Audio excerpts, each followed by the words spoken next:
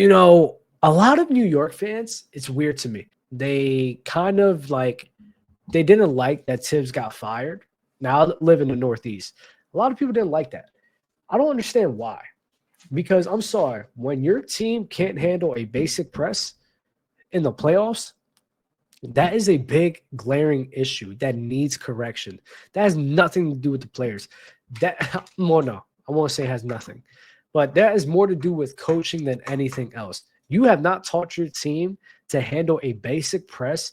You got Brunson, Bridges, Anunoby, all getting trapped off of a press, getting boxed up in single coverage, and they can't bring the ball up. Man, that's coaching. So I love that Mike Brown came in. And when the Knicks, and the main difference that they have this year is the offense is more it's more organic. All these guys can have the ball in their hands. All of them are creating plays, and all is literally the Kings. What Mike Brown was doing on the Kings, he just he's putting it on the Knicks, right? Jalen Brunson is off ball more, which is great. Because, I think he can play both on and off the ball. I don't think he's a guy that definitely needs the ball to sit here and make things happen. I think he'd be effective both on and off the ball. And it's helping his game a lot. And I think getting everyone else involved and not just having Jalen Brunson dominating the ball helps everyone else around in that table, even Cat, right? So the offense is just more organic. There's a bunch more motion, a bunch more movement. They're doing those high pick and roll DHOs with Cat. It's like the same thing he was doing on the Kings, right? And I said in the beginning of the year with Mike Brown being there, I was very excited for him to be there because I think that's the answer that they needed.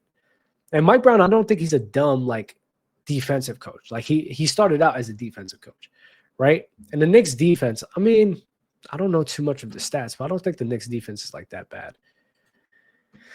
I don't know too much of the numbers for the defense for the Knicks, but it's not terrible. I think it's probably top 10, maybe top 10, top 15 in that range, right? And when the offense is playing like this, I truly believe they're one of the better offenses in the league, right? Right now, Miami's going through a crazy tear, which is wild. But you got the Nuggets, you got the Nuggets, you got the Heat in there, which is funny. Then you got Cleveland, one of the better offenses in the league right now. So, and then Houston, I guess you could say too. So an offense like that with at least a good at top 10 level defense, I'll believe in that team a lot. I really do. And Mike Brown and this Knicks crew, I truly believe, especially with this new offense that they have going on, I truly believe this is a team that can not only win the East, they could probably win the finals. If I'm going to be honest with you, this is a team that most likely definitely has a real chance of winning the finals. Because think about it, how they match up with OKC. They match them very well against OKC. They can do these double big lineups if they need to. Mitchell Robinson is a rebounding phenom, and Kat is a great rebounder as well. And especially when Chet is out there, I'm not going to hold you. Mitchell Robinson compared to Chet in the rebounding battle, I'm giving it to Mitchell every single day of the week. Not going to lie. This is a team that they can play small. They can play big. They have flexibility. They have a better offense than OKC. And really, honestly, if you do watch OKC, their offense is not that – they're really hit or miss. They are really, really hit or miss. Really hit or miss. They're just relying on Shea. And then, bro, it's just pull-up shots the whole game. If you watch OKC, that's really what it is. And it's ISO touches with Shea. He's going to do his weird behind pull-ups from 3 that he shouldn't be doing at all. Then get back to his bump-offs, which is great. Right? And then everyone else is just pull up 3,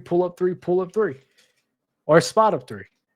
And I'm I don't like that offense. I'm not going to lie. I don't like – and it's sad because I think OKC can definitely be a better offense. I just don't think the coach is able to really piece that together for them. I don't think he has enough creativity for it. Now, still a very good team and definitely can win the championship again this year. But don't be surprised if don't be surprised if the Knicks upset. I'm serious. Don't be surprised if they make it to the finals and they really upset these boys. Because, man, how are we talking about Jalen Brunson if he wins a title this year? Because I'm not going to lie, these Melo and Brunson conversations they have to be talked about now, actually. The Melo and Brunson conversation needs to be talked about now. Not only Melo and Brunson. Like, Brunson could become the best Knick in their history. Especially if this team wins a championship. Like, who's done more for that franchise besides like Walt Frazier or Willis Reed? Brunson has been consistently competing in the postseason, overperforming in the postseason. And there's been seasons where he's dragging that team in the postseason single-handedly while he's hurt. Man, I love Melo to death. Y'all don't understand. I really do love Melo to death. When I see a guy like Jalen Brunson who's been on a crazy tear the way he's been, I just got to respect it and open up these conversations. He could probably be better than Melo, even right now. And not only better than Melo,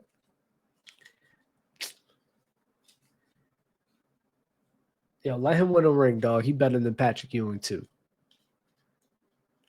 Let him win a ring. Bro, watch how many people say he better than Patrick Ewing. Patrick Ewing's a little iffy for me, though, because it's like he's a great, like, he's one of the best defenders ever. Top 10, 15, around that. He's around that area.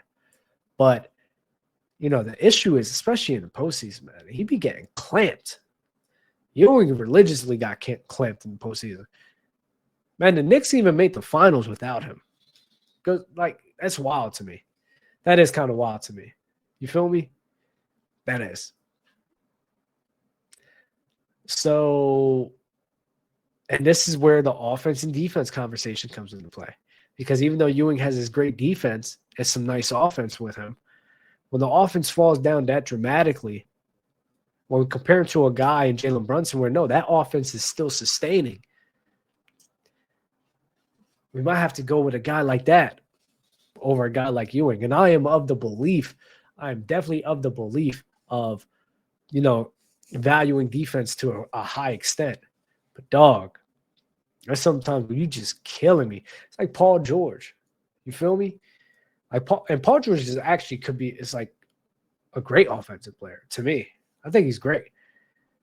Or good. I guess good to great, somewhere in between those lines.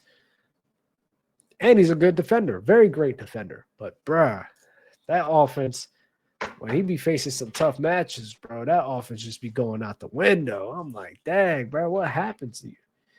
What happened to you? Peak Paul George or peak Jalen Brunson? Fam.